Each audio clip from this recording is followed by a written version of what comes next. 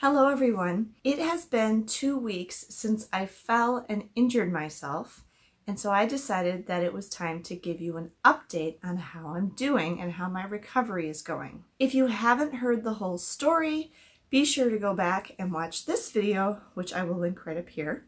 And by the way, whenever you click on those, if you're on a computer at least, they open in a new tab so it doesn't take you out of this video. If you would like to be sure to get updates on my ankle injury recovery journey, or you just want to keep up on what's going on in our lives, or you would like to keep up on the travel news, I've started doing a monthly travel news update, or you would like to see what new travels we go on in the future, please be sure to subscribe to my channel, and please be sure to click on the notification bell so you get notified of each new video that I put out. I want to make sure I start by saying that I am not a medical professional.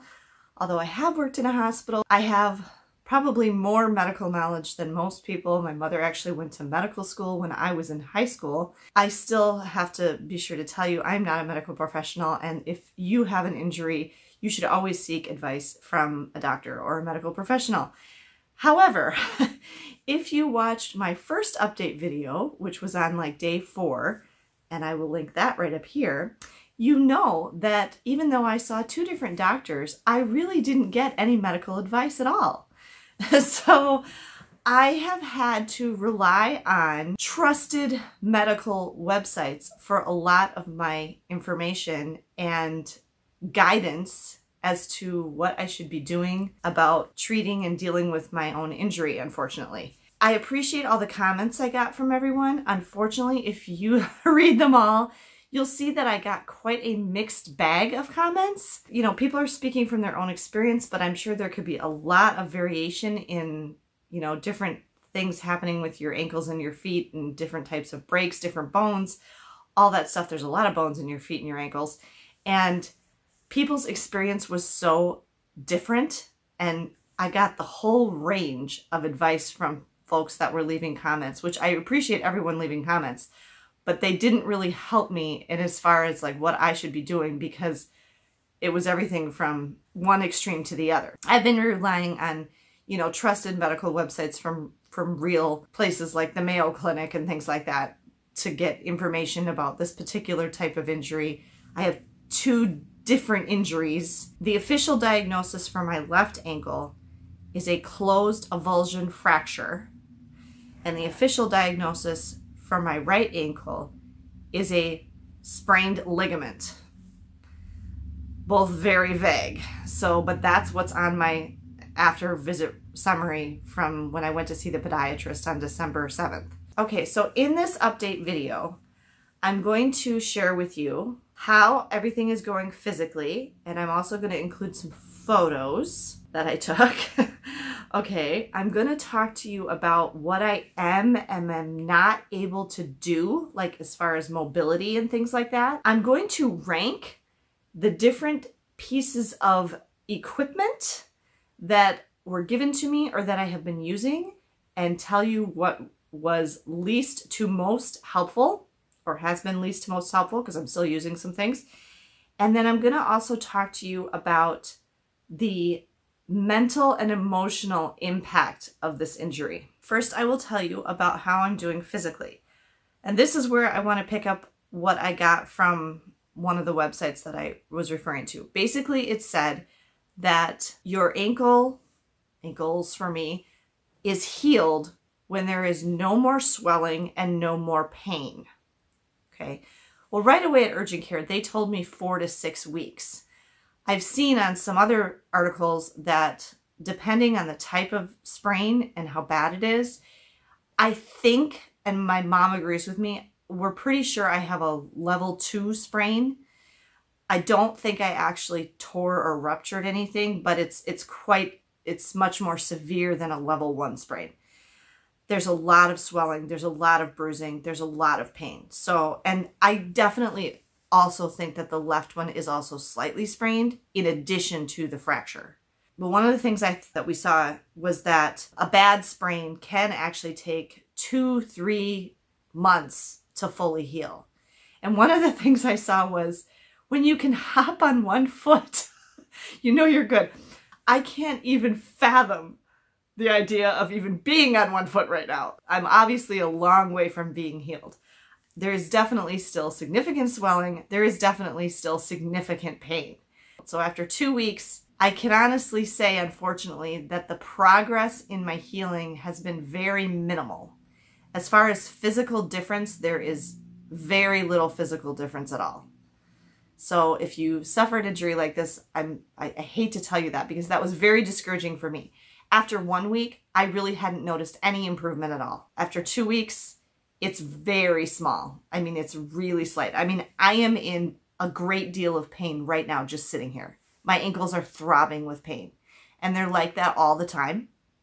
And they did not give me anything for pain. Neither doctor prescribed me with anything. They didn't tell me anything about pain, except that the doctor at urgent care told me not to take ibuprofen because it can contribute to more bleeding, and I was obviously already experiencing bleeding in my ankles. I did not stick with that advice. I took Tylenol for the first couple days, or acetaminophen, and that did nothing for me at all. And then ibuprofen helped a little at the beginning, and then I kind of started to alternate them, like acetaminophen, ibuprofen. But basically, I can tell you that those over-the-counter pain medications, and I was taking up to like 4 pills at a time, made really no difference whatsoever. So I finally just gave up on them. I haven't taken anything in probably a week because they didn't really help me at all. They did not lessen my pain. One thing that I was thinking is that I cannot remember any time in my life. Please keep in mind that I have given birth to 3 children. The last 2 were quite sizable, 8 pounds 4 ounces and 9 pounds 6 ounces, and in neither of those cases did I have any medication at all. And I have also passed 2 kidney stones, okay? I have a great deal of experience with pain. But I was thinking about this, and I cannot recall any other time in my life that I have had this much physical pain for this length of time. I mean, it's been 2 solid weeks of nonstop pain. So I really do hope that goes away soon, because it's not fun to be in pain all the time. I mean, I must have a fairly high tolerance for pain, despite what the podiatrist said when he touched my right ankle, because I'm able to still, you know, somebody said I was still in good spirits. I mean, I'm able to talk to you. It's not, you know, like preventing me from, I'm not crying, but I mean, it does hurt. It hurts a lot. And then the swelling is still quite significant. Obviously, it's not as bad as it was at the very beginning when I first injured them. I mean, they were like really horrifyingly swollen, especially the right one. But they are still swollen. And so I'm going to put some pictures in here that I took. Basically, what I want you to see in these pictures is a couple things. Oh, first I need to say, I have fairly unusually thin ankles. So I've always had very slender ankles anyway. And so any amount of swelling is going to be really noticeable to me on my ankles. For frame of reference, I wear either a 9 or a 9.5 shoe in American women's shoes. So hopefully that kind of gives you a sense of scale. Okay, if you look at my 2 feet side by side, you might be able to notice, it's noticeable to me, that they're both still swollen beyond what is normal for me. The swelling is down significantly from what it was on the first few days, but they're both still swollen, and the one on the right, my right ankle and my right foot, is more swollen than the one on the left. Okay? Then when I show you like these side views, there's a couple things I want you to notice. One is that bone that sticks out of the side of your ankle, which is actually the bottom of your femur. Your femur? Is that right? Yeah. It's the bottom of your leg bone where it attaches to your foot. That's the bone on the left side that I fractured. And hopefully you can see there's a lot of bruising right around that bone, which makes sense. It's kind of yellow now because it's been 2 weeks. And then there's a very large amount of swelling still around that same bone on the right ankle. But that's not, like right now as I'm filming this, that is where the pain is on the right ankle. But I get pain in other places on my right ankle too. So I think I really mangled the heck out of my right ankle because I am not even sure what exactly is all injured in that right ankle. And the other thing I want you to notice is the bruising. I had bruising kind of all over at first, and now see how it's kind of settled in a line at the bottom of my feet. Except for where the fracture is in the left ankle, the bruising has kind of settled, and that must be from when I'm upright. That the blood vessels that broke in my feet and my ankles, you know, caused bruising, and over time, dead blood, if you will. I know that's not a thing, but has pooled in the bottom of my feet, and so there's kind of a line of bruising along the outside of each of the feet. In addition to my feet, you may recall that I also injured my elbows. Those are also still wounded. I have a shirt on right now, but maybe you can see I have bandages. Megan has been treating and bandaging my elbows every time after I take a shower. I normally only take a shower every other day, and the reason for that is I have very dry skin and very dry hair, and if I over shower, it makes it even more dry. So I only shower every other night anyway, at bedtime, and showering has been very difficult, and I'll come back to that. But so every time I get out of the shower and after I dry off, Megan has been cleaning the wounds and then putting new antibiotic ointment and putting new bandages on my elbows. So I don't want to get scabs, because if you get scabs, then you're more likely to scar. And they're healing up nicely. This one is basically almost gone. This one was a lot smaller on the right elbow. And that one's basically just like a red mark now, but I'm still keeping it covered just so I don't get any kind of scab. This one's a lot bigger, and this one was very, very sore. I think I also had some very significant bruising, like under the wound. It like ripped off the whole like top couple layers of skin, and it was just a weeping bloody mess. And I think it was bruised under that. So this one is bigger, and it's better now. I couldn't even like lean on this elbow in bed for the first several days, probably the first week at all. And I'll come back to that too. And I couldn't I would set, you know, your arm on the arm of the chair. I couldn't even stand that. It hurt so bad to set my elbow down or to set my elbow like on my desk and lean. I couldn't do any of that. It hurt so bad. So I couldn't lean on this elbow at all. It's okay now. I can do it now. Although it's a little annoying because the bandage is there. It's a great big bandage. And this one we've been kind of watching because it got kind of like pussy and dead skin, and we wanted to make sure it didn't get infected and stuff like that. That bruising has gone away, but this one still has some significant time yet to heal. And then a couple of days after I fell, a big, huge bruise appeared on my left thigh, on the side of my left thigh. The kids are still sleeping when I'm filming this, and I had a really hard time getting these pictures for you, but I'll try to put in a picture here. And I tried to take a picture with my hand next to it so you could see how big it is. It's got to be like, I don't know, it's like 4 inches long.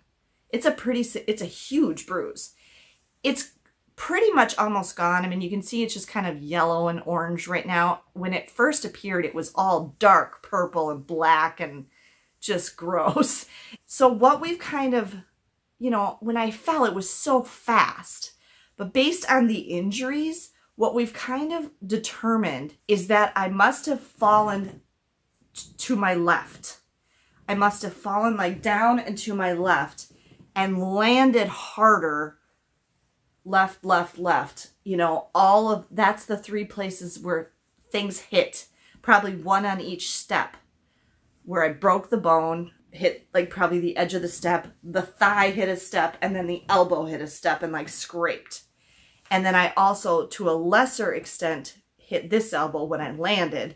And then I think what happened is this ankle, this foot, just got twisted underneath me. Sorry if that's gruesome. Underneath like my weight somehow as I fell. That's what I'm kind of piecing together must have happened based on how I got hurt. So that's where I'm at physically. Fun, huh? Okay, moving on to how I'm able to get around and what I am able and not able to do. Okay, here's the things that are really, really hard.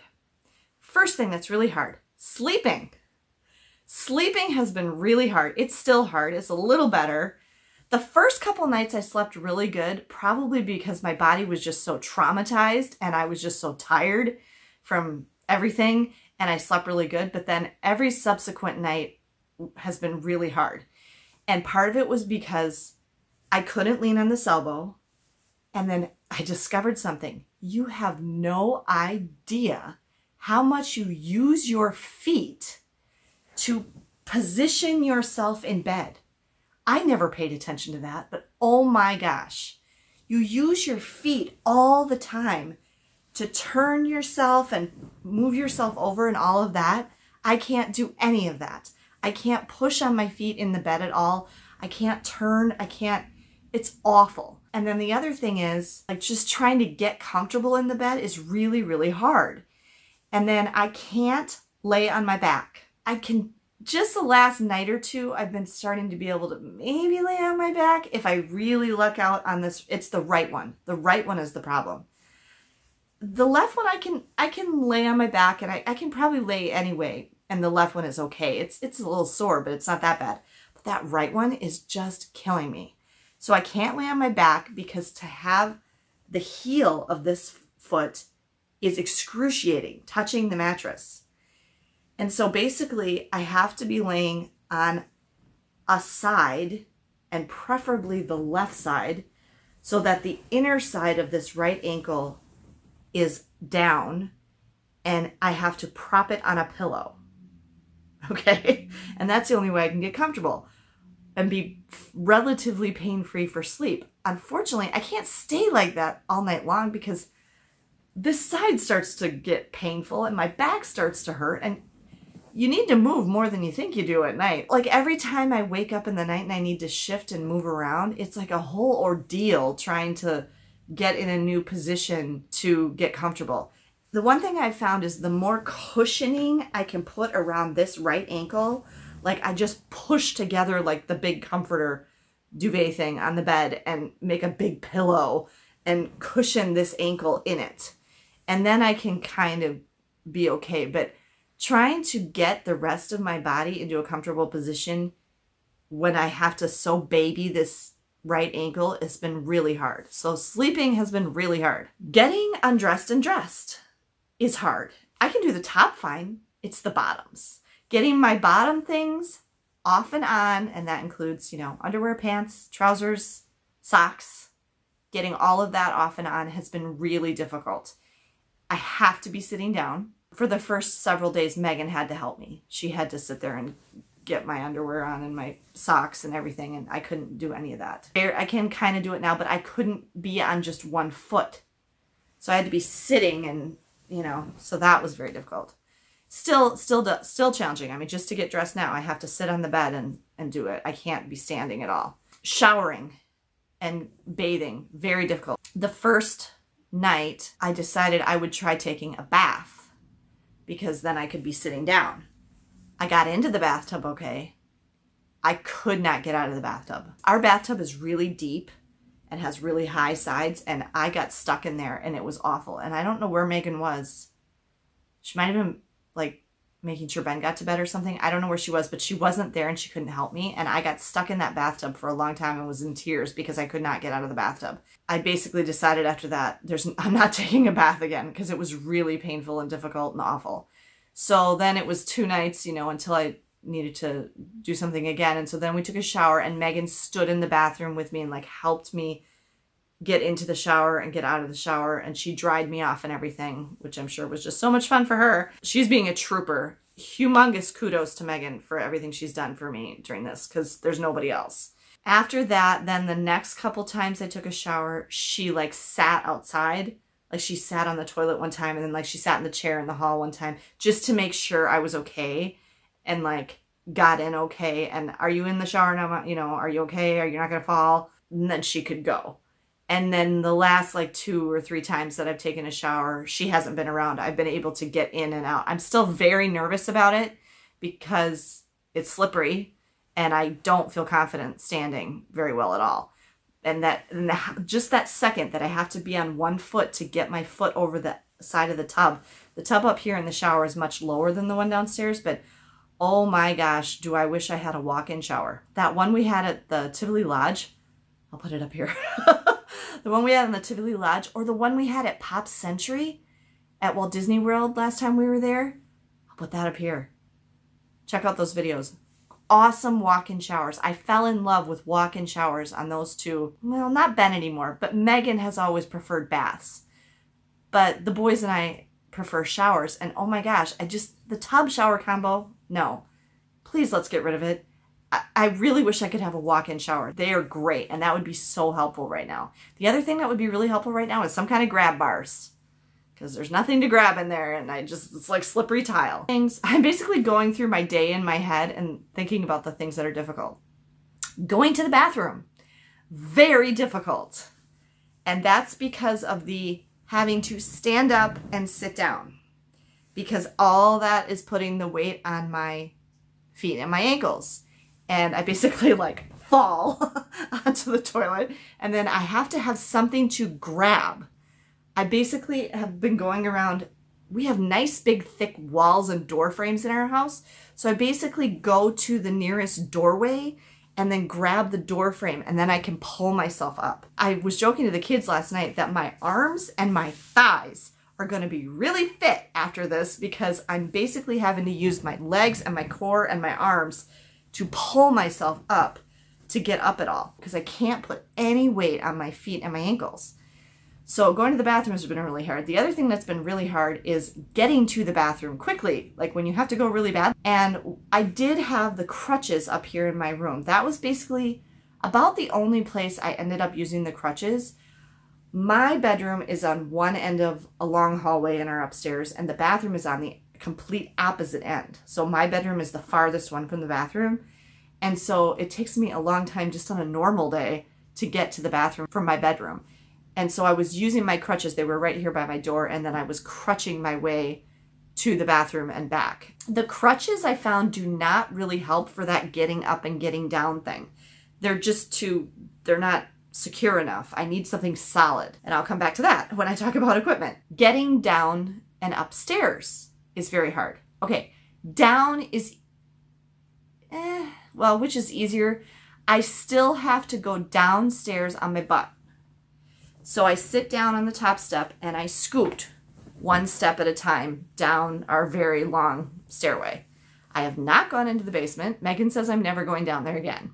I've always hated that our laundry's in the basement, and now I'm gonna have nightmares and PTSD from falling down those stairs, and I'm terrified of those stairs now. So that's not good. We have actually like 6 steps down to like a little ground level landing and the back door. And then the rest of the basement stairs go down from there. So I've been able to avoid those basement stairs. But like anytime we've left the house, which has only been to go to the doctor and to take walks, which I'll come back to, I've had to scoot down those little back steps too. So I've scooted down the stairs on my butt. The first night I crawled up the stairs on my hands and knees, which was painful. But then since then, I have been able to walk up the stairs. But I have to do like, the left foot is actually the stronger one. So I have to do left foot, right foot, left foot, you know, like that one always first. And I have to go really slow, and I have to hold on to the handrail, but I can do it going up, but I cannot do that going down. It's too excruciatingly painful going down, and I'm afraid I would lose weight bearing ability and fall. So I have to scoot on my butt going down the stairs.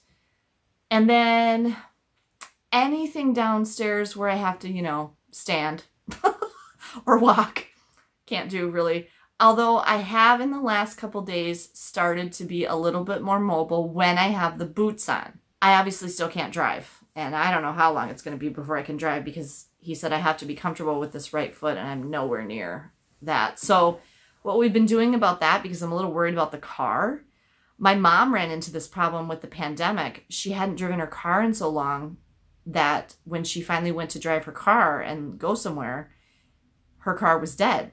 It turned out, actually, it happened several times. It turned out she needed a new alternator? I think it was the alternator. She had to get her car jumped and towed like 3 times, I think.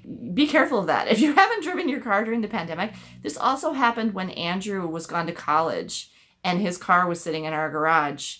His car died and we had to get it towed. If you don't drive a car, or at least run the engine like once a week, it's gonna die. The battery dies. And then we also had a thing where Andrew's tires got frozen. They got frozen stuck and they wouldn't roll. The car wouldn't move. So that was weird. I think he'd come home like at Christmas, and so he'd driven like in the snow and the slush, and then it put it in the garage, and then it sat there for months. And then when we went to move it again, it wouldn't move. The tires were actually locked in place. It was really freaky. So we had to get it towed that time too. So anyway, my car is currently sitting in the driveway, which is fine because we're not going anywhere anyway. I mean, the only reason I really put my car in the garage, because our garage is a piece of crap. There's no other way to put it. Our garage is basically a barn. It's not really a car garage. It has barn doors that open like this. It is beyond help. It needs a new roof. It needs a new paint job. It needs new doors. It doesn't have any electricity. The electricity that connected from the house to the garage died several years ago. It needs demolition is what it needs. The only reason I put the car in the garage is if we are going to have to go somewhere the next day and there's going to be frost, ice, heavy snow, or hail, something like that, where I need to either protect the car or not be dealing with having to shovel off the car in the morning. The other thing is, I have an arrangement with my next door neighbor who very kindly, after my husband left, he actually bought our snowblower, which I was never able to use myself.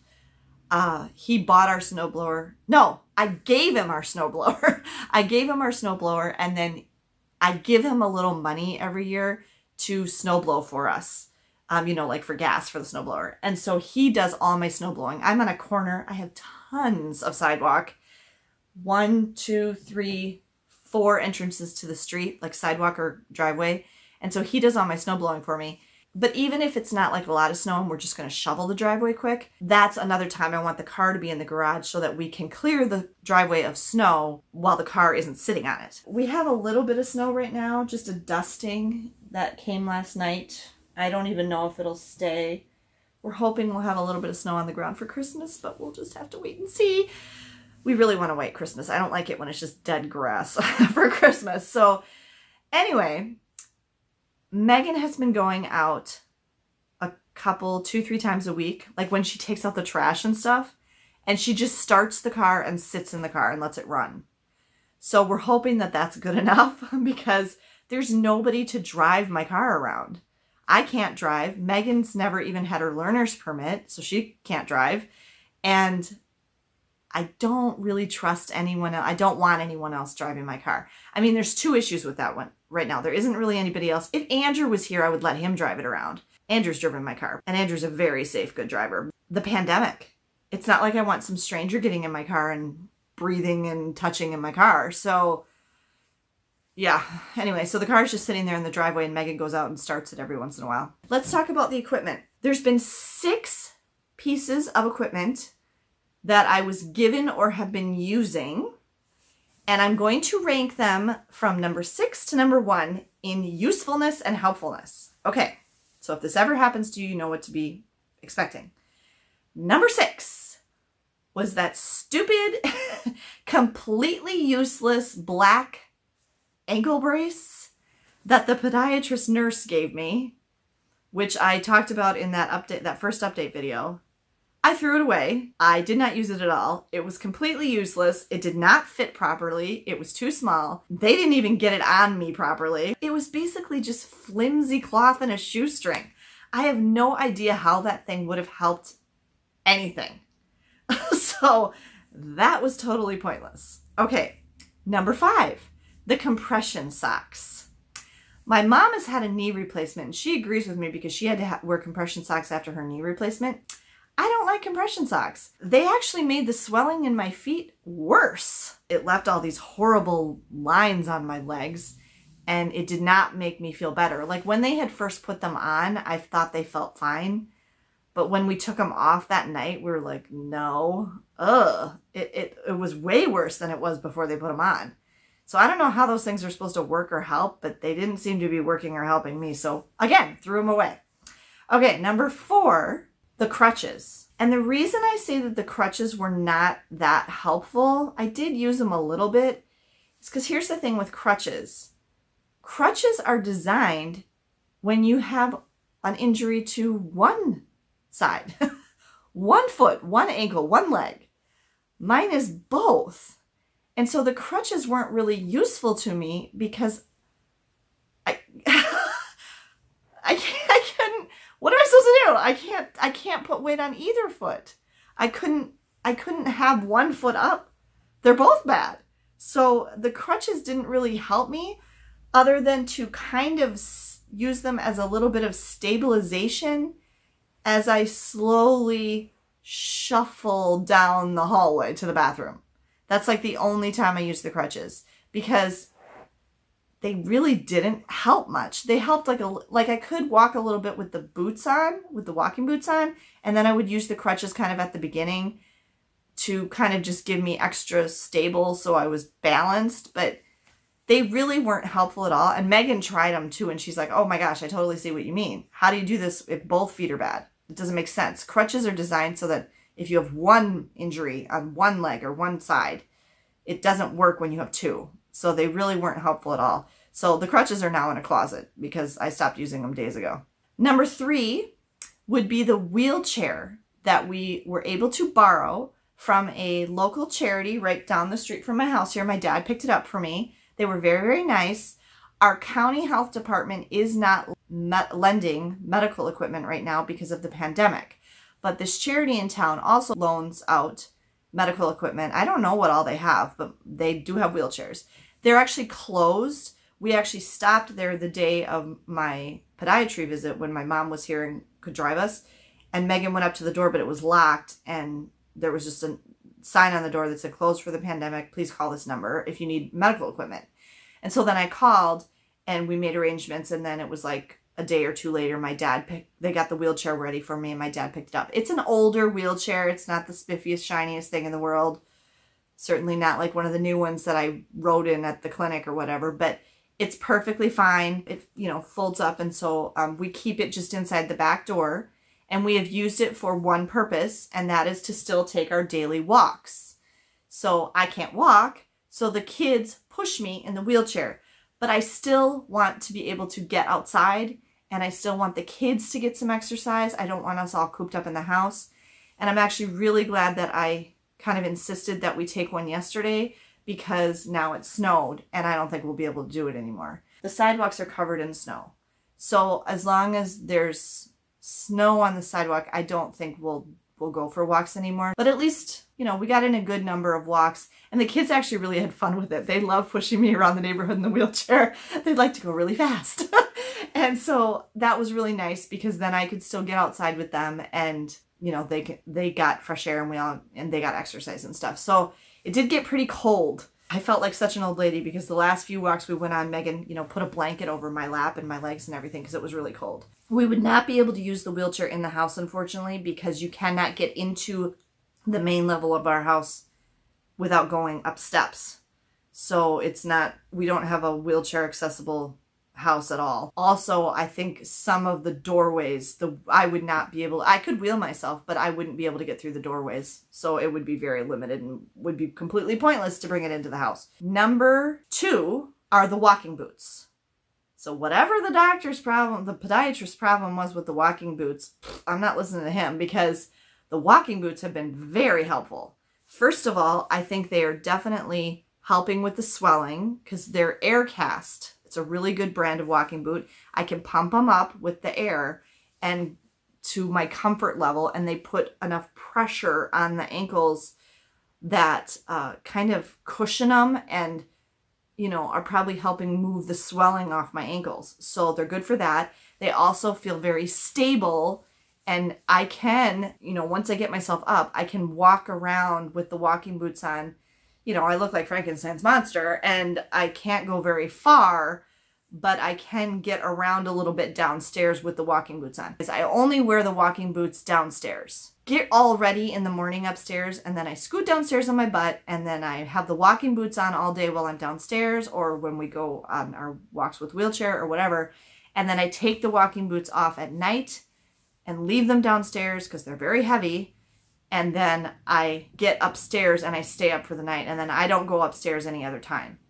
I can kind of move around up here now. I'm not using the crutches. I can walk enough to get, holding onto the hallway and stuff and the bed. I can make the bed and, you know, I'm just moving around the bed, and I can walk to the bathroom and I can do the stuff in the bathroom that I need to do. And that's about, you know, I have that much mobility upstairs. And then downstairs, I feel a little more mobile because I have the walking boots. And I also think they're helping to protect my ankles while they heal, you know, because you don't realize how much during the day your feet get bumped. My feet get bumped all the time. You bump your feet on things. And now it's actually kind of worse with those on because they're so big. I bump into things and it kind of is jarring on my right ankle.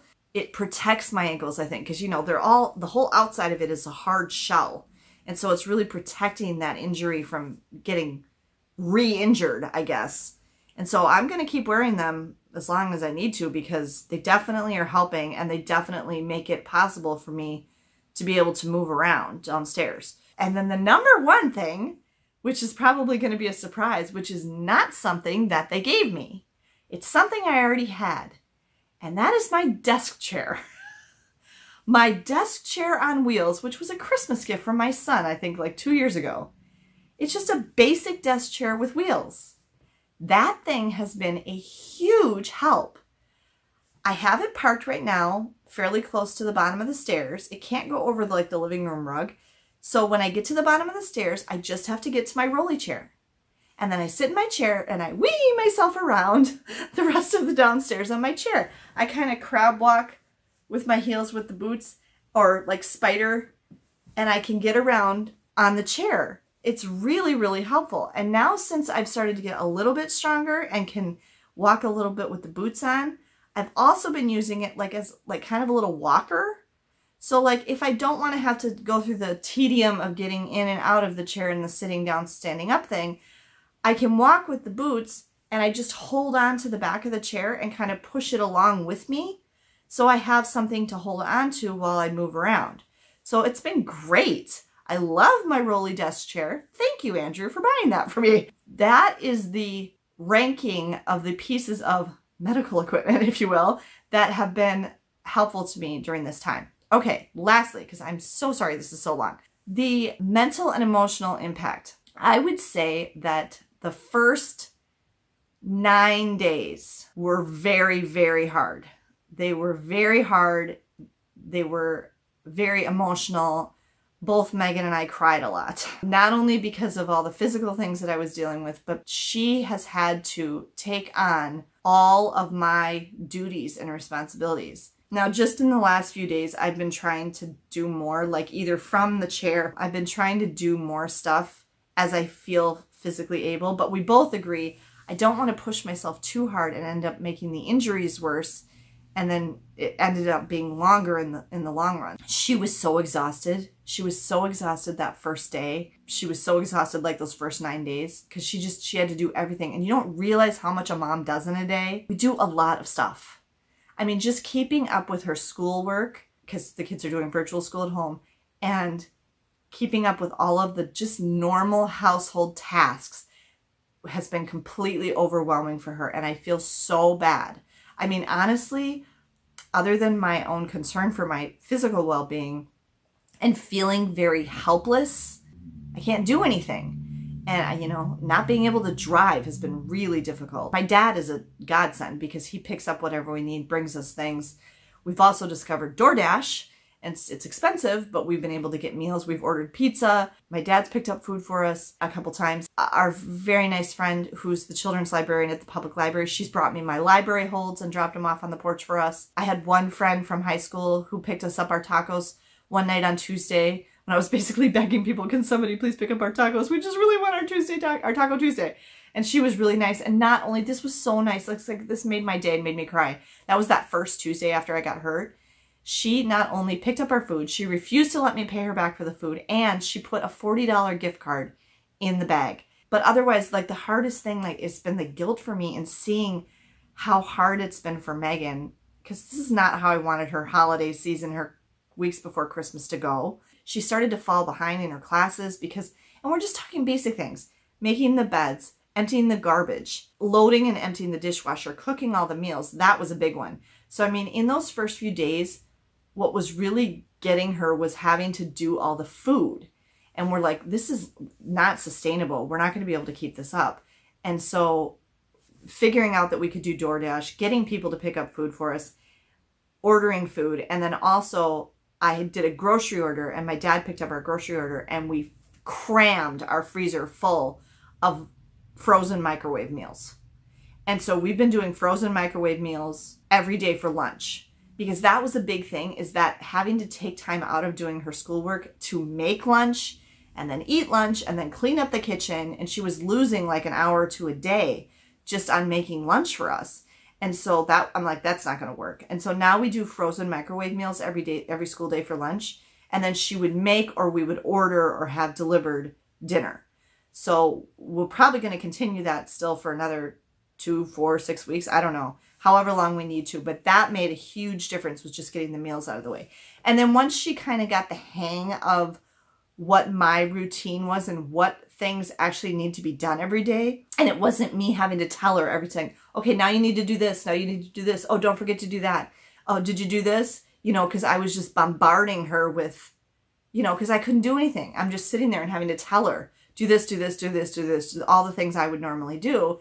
And she was in tears because she's like, I'm so tired, I just want to sit down, you know, I just want to do my own stuff.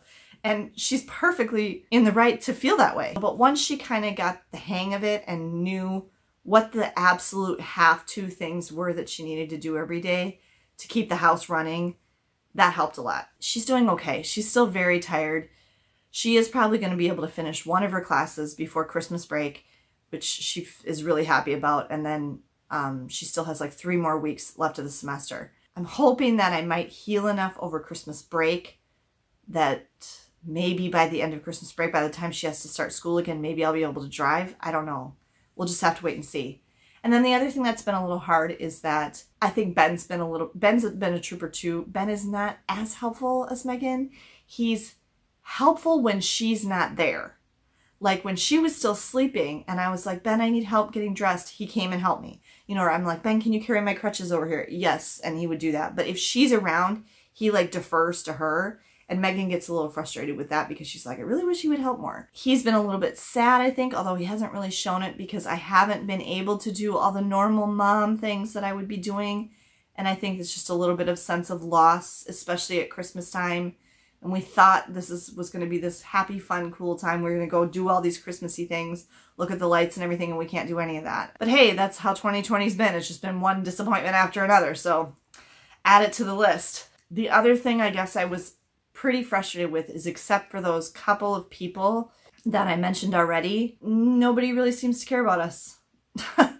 Nobody stepped up. I mean, when I first posted like on Facebook about how I broken my ankle and everything, a whole bunch of people said, oh my gosh, I'm so sorry. Let us know if we can help you. Tell us what we can do to help. All this. I've kind of concluded, and I don't know if it's just me, and again, maybe it's because I'm a single mom or people just don't like us. I don't know what the deal is. But I kind of feel like that's just something people say. Because, like, they feel like they're supposed to say it. But they really don't have any intention of actually doing anything to help you. Because even when I specifically messaged people and said, could you do this for me? All of a sudden now they're like,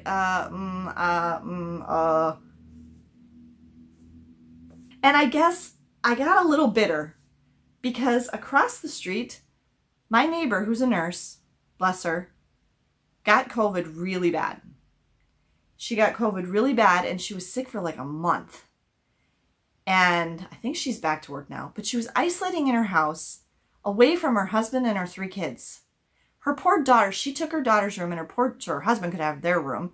She took her daughter's room and her daughter was sleeping on an air mattress on the living room floor. They're the sweetest, nicest people. I have nothing against them. But they got a flood of people. Somebody organized meals for them or something. And she was posting constantly how appreciative and grateful and all this that she was. And I don't know, maybe it wasn't as great as it looked to me.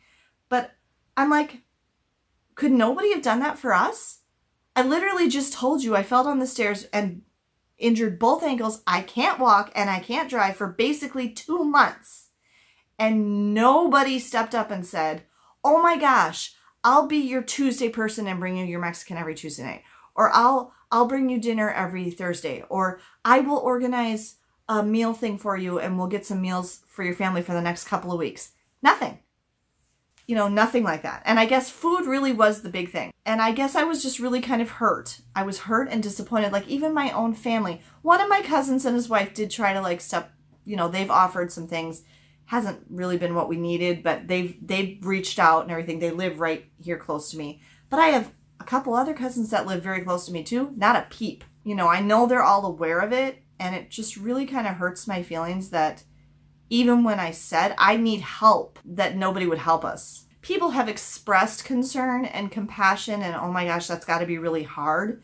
But when it comes to like the practical daily in and out of it, and I know the pandemic complicates things, but literally I have an inside porch that's like inside outside that you can literally just drop stuff off for us.